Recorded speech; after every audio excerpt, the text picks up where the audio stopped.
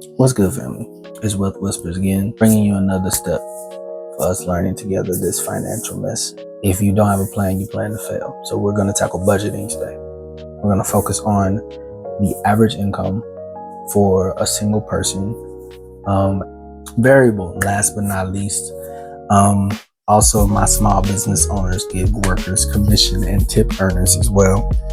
How we need to structure a budget for these workers, for us, is that we need to do something in the aspect of what my mentor used to call a reverse budget.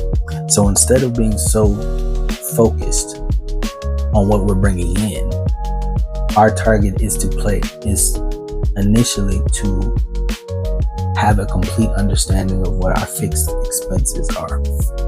Okay, our fixed expenses in regards to our needs category. And our needs category will be rent, since rent is most of the time fixed, right? Your utilities will be a variable. I don't know about y'all, but my lights and water is never the same month to month. Even if the variation is $10, $5, $20, $25, that's still a variation. If you can count on month over month, your rent and mortgage payment being the same every single month. Your car payment, in the reality example, is the same every single month. So that is what I mean by fixed. Your fixed bills is you need to focus on the big picture of what those needs are and what your income threshold needs to be at a minimum. Okay? After we've established that baseline for what our needs, bills, and expenses are, we need to stick to percentages as much as possible in regards to our potential or possible other allocations, whether that be our wants and our savings categories. And this is what I mean by that. In January, a lot of businesses slow down because people aren't buying as much because Christmas just slapped everybody in the face. And a lot of people are preparing for tax season. So a lot of businesses, a lot of small businesses, a lot of money exchange as a whole slows down, especially at the beginning of January, due to a lot of different factors, not just holiday season, but elemental reasons. And so if you are a person that depends on your commission, your tips, you're a gig worker, so you depend on people going out and spending money, etc., so forth, or you're a small business owner and you have a product that your Christmas season has just passed, and so you're looking for your new buyer and people aren't buying as much. A lot of your next monies will be allocated to your needs categories.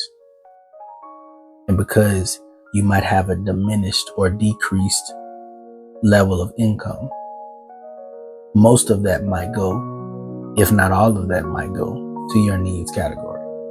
If you have, at this point, not budgeted correctly and saved and allocated other funds in other places in order for you to take care of the eventual potentiality of you not making the same amount of money month over month, right?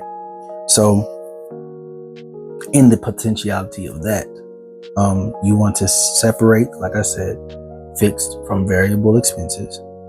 And then as you allocate to your needs expenses, whether they be fixed or variable, the rest and the remainder of your income, percentage-wise, as a percentage, will go to your other categories. So the best percentages would be very similar to the seasonal incomes, but they would not be as big because you want to have something called discretionary funds. So, and pretty much this is a good example. So if you are in the reality aspect, if you are giving 70% of your average income to your needs, 70% of what you make month over month in commissions or whatever it is that we do is going to bills and expenses, right? And you, through your experience or through other people in the field, etc., so forth, are telling you that it's about to slow up, your wants category might be 5% or less.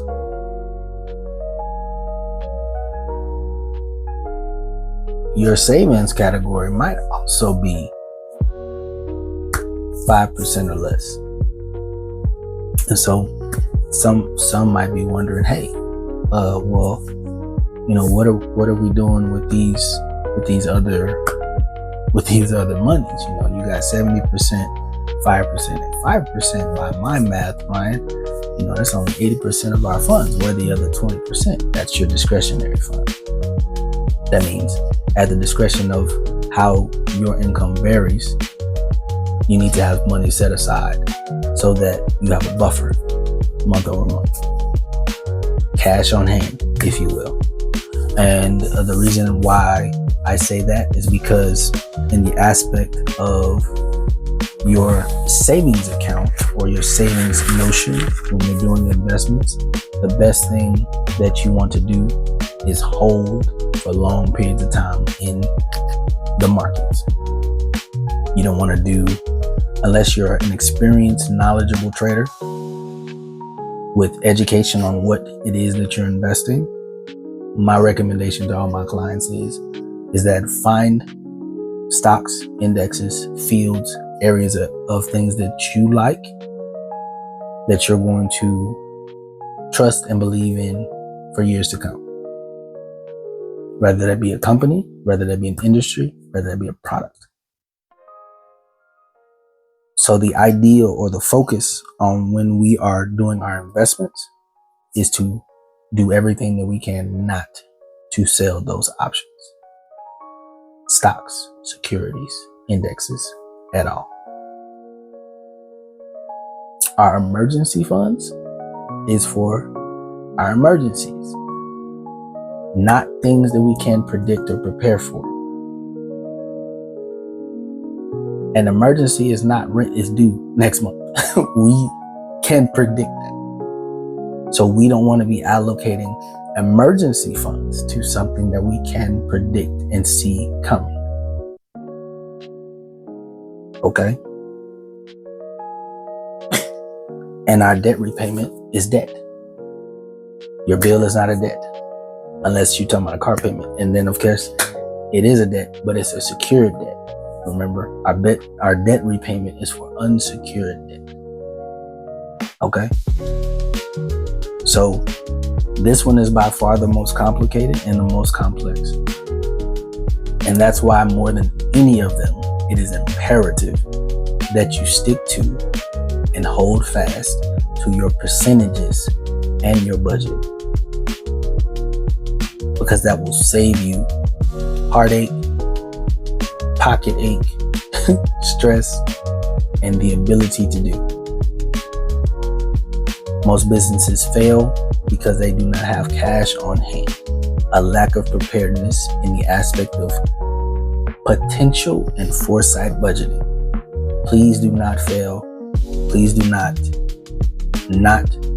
have discretionary funds on hand, cash on hand, in the eventuality that something that could be predicted comes up, and because of a lack of performance or a lack of you got sick, or for whatever instance, the economy, things that are outside of your control 100%, please don't allow those things to deter you from being able to take care of and facilitate and handle your responsibilities effectively and accordingly.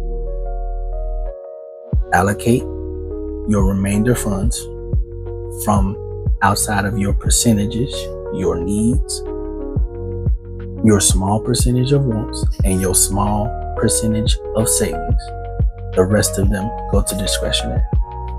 It will save you time and time again. Okay? And that's a wrap, people. I hope that helps. So, this is another edition, another time, another class, another conversation of Wealth Whispers. My name is Ryan. Some people call me So. I look forward to our continued conversations.